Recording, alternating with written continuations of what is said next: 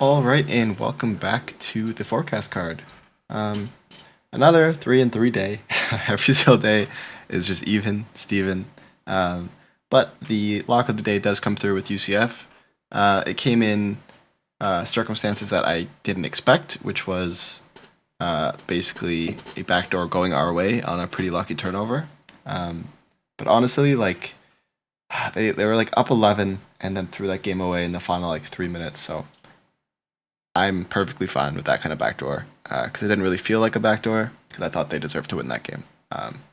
Xavier, just pathetic. They were up 19 at half, and they actually almost at some point ended up losing this game outright if they didn't lock back in at the end.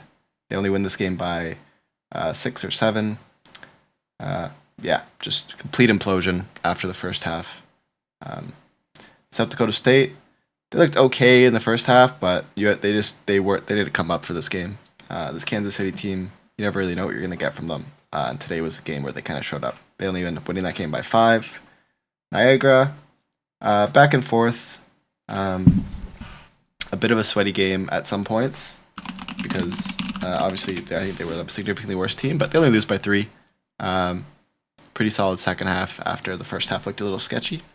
Uh, IU in Indianapolis, sketchy at times. First half looked great, then they kind of had a bit of a slow start in the second half, but ended up coming in and I think only losing this game by 4.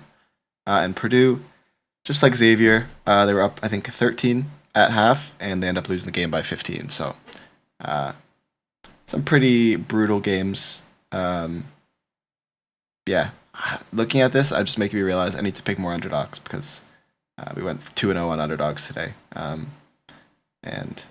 UCF was pretty tight, so it was almost a complete sweep on the favorites. Anyway, let's keep on rolling. I really don't love this slate too much, so if you do tail me, I would recommend you lower your units a little bit for this one. The slate is pretty disgusting, like most Mondays, but I'll let you know what I think. All right, game number 1, we have UNC Wilmington heading on the road to play William and Mary.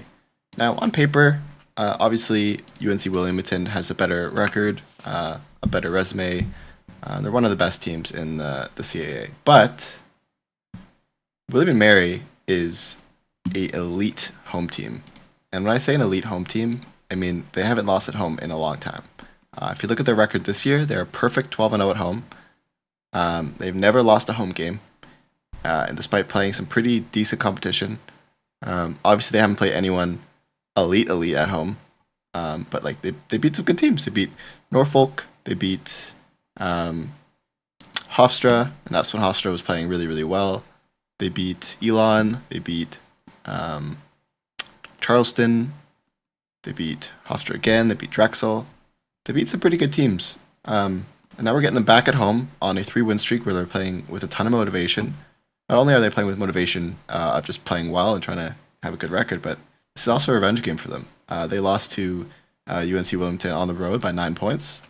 And I think this is a solid spot where they obviously play significantly better at home than they do on the road, which is naturally true. They're a top 150 team at home compared to a outside of top 250 team on the road. On the other side, UNC Wilmington, they do play a little bit worse on the road. Not by much, but it's a significant fall off. But yeah, I there's really not too much to go into on this game. I think William Mary offensively is going to find success. They shoot up a bunch of threes, which fall at a significantly higher rate at home than they do on the road. And UNC Wilmington they don't have a very good 3-point defense. They're ranked 268th in 3-point defense. William Mary has played a harder schedule as well. They're going to find a lot of success in the paint, where they take their second most amount of shots. And they have an 82%. They're ranked 82 in the nation with a 61% near basket percentage. So I think they're going to find success everywhere. Obviously, so is UNC Wilmington. But as always, shooting does regress a little bit on the road. And this William Mary team, they don't really turn the ball over. So obviously, I think UNC Wilmington is going to find some success on the offensive boards, but William Mary has a pretty significant bump in all of their defensive stats when they're playing at home. So I think they can keep this game close, probably win it outright. But we're getting 3 points with a team that's never lost at home in a revenge spot, where the UNC team is in a true travel spot, traveling. How many miles is it? traveling over 200 miles. And the last time they had to travel over 200 miles, they lost to a much worse Hampton team. So, yeah, I'm going to back the 12-0 home team to finish off the year with a perfect home record. All right, game in number 2, we have Florida State versus UNC. Now, I am going to imagine that most handicappers are going to be all over North Carolina, and for good reason. Obviously, Florida State has not been a very good team this year, especially as of lately. But everyone's kind of saying, "Oh, UNC Wilmington are getting hot at the right time." Not really. Like, sure, they've won their last 3 games, but they're all against teams that are basically outside the top 100. They beat Syracuse, they beat NC State, and they beat Virginia. These are not impressive wins to me personally. They got crushed by Clemson, they got crushed by Duke, they got crushed by Pittsburgh, and then they barely beat Pittsburgh at home by 1. They lost to Wakeford, lost to Stanford, they beat Boston College, they beat California. Like, they have no impressive wins to me. I would say their only impressive win this year is against SMU, and even then, maybe UCLA. And those were all back when they were playing a little bit better. And on this other side, Florida State, they had a bit of a rough patch where they lost 4 in a row to some pretty bad teams. But they kept it pretty close against Louisville. They covered that by 5 points. They beat Miami, also not impressive win. They did get crushed by Clemson. They beat Wake Forest. They beat Notre Dame. And otherwise, they've kept it decently close against some decent teams. They beat Pittsburgh. They beat Syracuse. I don't think these teams really are that far apart. I really don't. Now, these 2 teams have not played this year. This is going to be their first year playing. But we're getting Florida State off a loss where they're heading back home. And we're getting UNC in a true road spot. Again, this is only 1 day's off rest for both of these teams. And it's almost a 500-mile travel spot for this North Carolina team. So I think they're going to be a little bit gassed in this game after... obviously, they didn't have to work too hard against their last win, but... yeah, if you look at the matchups here, obviously North Carolina is on paper the better team, but Florida State, they're a team that shoots a lot in the paint. They like to slam the boards, get points off steals. Those are all things that North Carolina does not do well. Florida State is the top 35 team in offensive points conversions, and UNC is 168th in limiting offensive boards. UNC turns the ball over a decent amount. FSU creates a lot of turnovers. FSU is a top 50 team in the paint and field goal percentage. UNC is a top 75 in defense. And also FSU is the 15th best team at getting to the line. They're going to get to the line a ton, especially at home with the home whistle. North Carolina, on the other side, they shoot a lot of their shots, 44% in the paint, and that is something that FSU defends well. They're a top 45 team in defending the paint. Obviously, they're going to find some success from the free throw line as well. But again, with home whistle, I think Florida State could keep this game close and maybe win it outright. I think the fact that UNC is on a 3-game win streak is really inflating this line. We're getting a good line because Florida State's been playing kind of bad, and UNC looks like they're getting back into the routine. But I think they have 3 wins, 2 of them being at home against some really mediocre teams. I think Florida State can win this game outright, and I think the public's going to be all over UNC. So if you want to wait, you can probably get this line at 3.5. But I've already bet it at 2.5. Heading on to the third game, we have Texas A&M Corpus Christi heading on the road to play Nicholls. Now, I've had a lot of tough luck betting Nicholls lately, but I do think this is a pretty good spot for them. Obviously, they're not necessarily a great home team. They've been playing worse at home than they have on the road. But Texas A&M CC definitely plays significantly worse on the road than Nicholls does. These 2 teams are, like, rating-wise, are almost identical, and we're basically getting Nicholls at home. What I would say in a pretty good spot. Look at their last 5 and last 10 ratings. Texas A&M CC has been really bad. They've been almost a top 300 team. Meanwhile, Nicholls has been hovering around the top 200 for the last couple of weeks. And the category of teams that they play the best against is kind of where this Texas A&M CC team falls into. We're getting Nicholls at home in a really good spot where they've won 2 solid games at home. They're going to remain at home, which is always a good thing when you have only 1 day off. Texas A&M just got shit on by Nicholls. He's going to have to continue this road trip, which was a pretty significant road trip, 400 miles, which is a lot for a school in the Southland that isn't necessarily that great of a team. Yeah, I think Nicholls has been the better team. They have a bit of momentum here, and I have this game by a 5-point win for Nicholls. I think they're going to get a lot of success in forcing turnovers against a Texas A&M CC team that turns the ball over a lot. They're going to get to the line a shit ton. And so will Texas A&M CC. Both of these teams foul a ton, and both these teams get to the line a lot. But Nicholls has a slightly better free throw percentage. Texas A&M CC, one of the worst free throw shooting teams in college basketball, ranked 363rd. And Nicholls, even though they don't take that many threes, they're going to find a lot of success here against a Texas A&M CC team that is outside the top 300 in defending the three. So I do like Nicholls to win this game. I just took them at -1.5 on FanDuel at -115. You can take them on the money line if you'd like, but I do think this is just a fantastic spot to back what I would say is the better team. And we're getting them also in a revenge spot, which is also always important when you're at home. Backing the better team on a revenge spot at home, where they just lost to Texas A&M CC about a month ago by 4 points. So love this spot for Nicholls. Heading on to game number 4, we have Michigan head on the road to play Nebraska. Now, I went back and forth on this game dozens of times because I always have I don't know how to evaluate the Big Ten home advantage or the SEC home advantage. It seems like it's significantly higher than in other divisions, or other conferences, sorry. Because Michigan is definitely the way better team than Nebraska. Like, it shouldn't even be close. So how much of a home edge are we giving Nebraska here if Michigan is a road dog? The line is, to me, tricking me. Feels like it should be a Nebraska spot. But Michigan's coming off a loss, and I think they're just a really good team.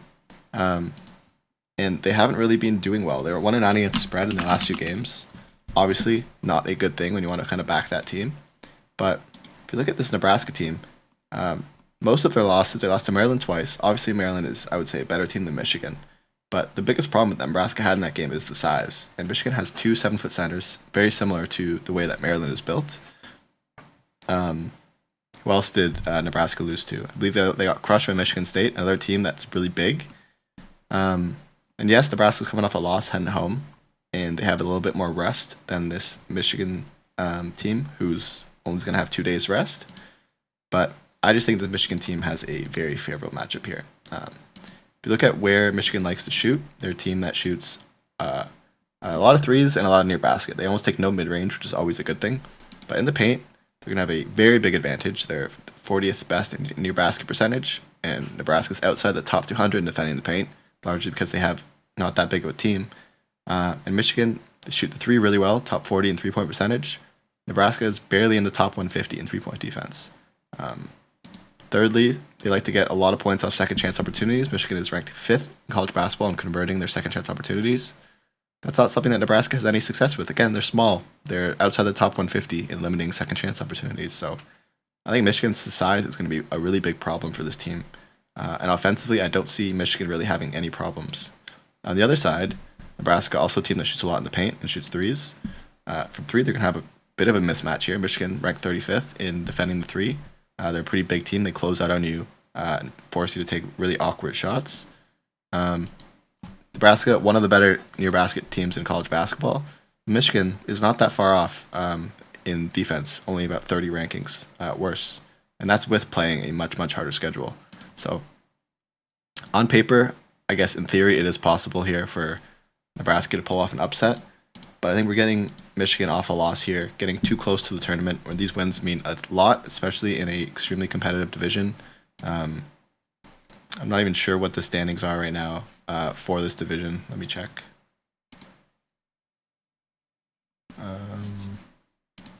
Yeah, so Nebraska, they're 7-9 in conference play. They only have 17 wins.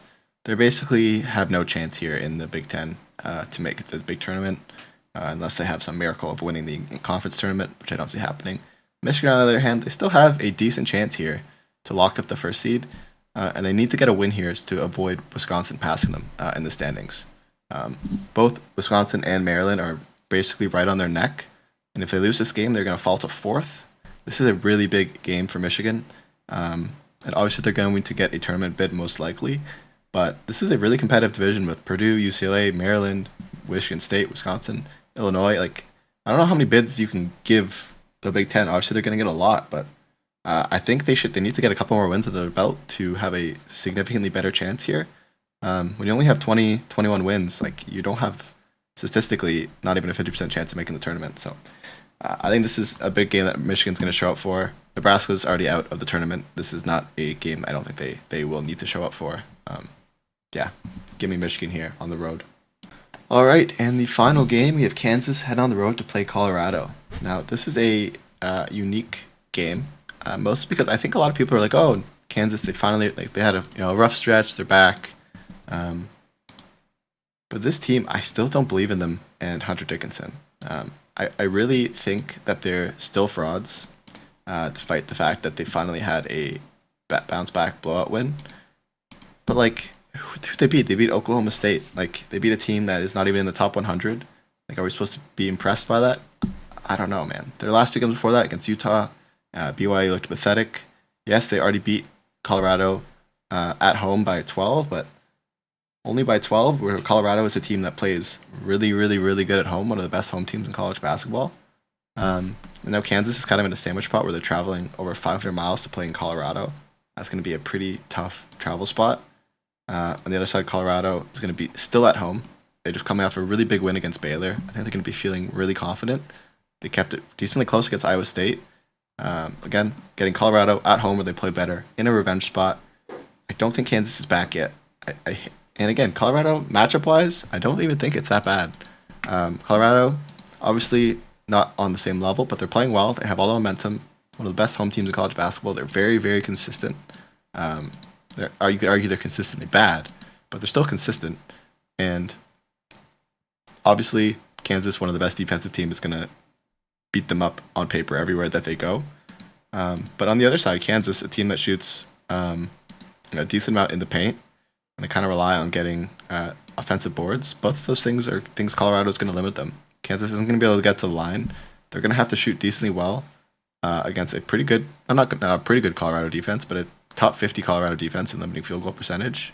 Yeah, if they can limit their turnovers here at home, where they obviously play way, way better, and Kansas plays worse on the road, I think they can keep this game within this number. I truly don't believe that Kansas is that nearly as good as a team as people are saying they are when this year started, and I think their fake win over Oklahoma State is going to bite them in the ass here. So give me Colorado. I think they can have a chance to win this game outright. Kansas fucking sucks. So yeah, Colorado plus 6.5. I'm gonna sprinkle the money line as well.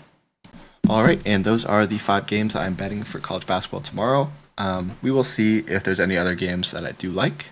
I do kind of lean Texas Tech. I think they're just a better team than Houston this year, which sounds kind of crazy to say, especially when they're playing at home. But this is a revenge spot for Houston. I think it has some very serious tournament ramifications. And I think if Houston can shoot their 3-ball decently well, I think they might have a chance to win it. So not going to touch it. I also have it as a Houston 4-point win model-wise, so 4.5, 5-point win-ish. Probably not going to touch it. I think McNeese crushes UTRGV. I think it's just going to be an offensive board advantage. Those are 2 games that I like. Florida Gulf Coast, I think they crush North Florida, who can't shoot threes on the road. But I've been riding FGCU too much. I think this line is a little bit too fat for a North Florida team that randomly can get hot from 3 that I'm not really going to fade. Also, Bellarmine. I think Bellarmine's been a really good team this year. And not this year, but as of lately, they've been a team that's been due for the most regression right now in college basketball, and I think it's starting to hit at the right time. So Bellarmine on the road against Stetson is also a play that I quite like. So for now, these are my 5 bets. You can check my Discord if I change anything. But for now, these 5 are already locked in. If you have any questions about totals or any other games, check the spreadsheet. If it's not there, then just message me in the description or in the comment section. I'll be sure to get back to you. Anyways, thanks so much for watching, and I'll see you tomorrow.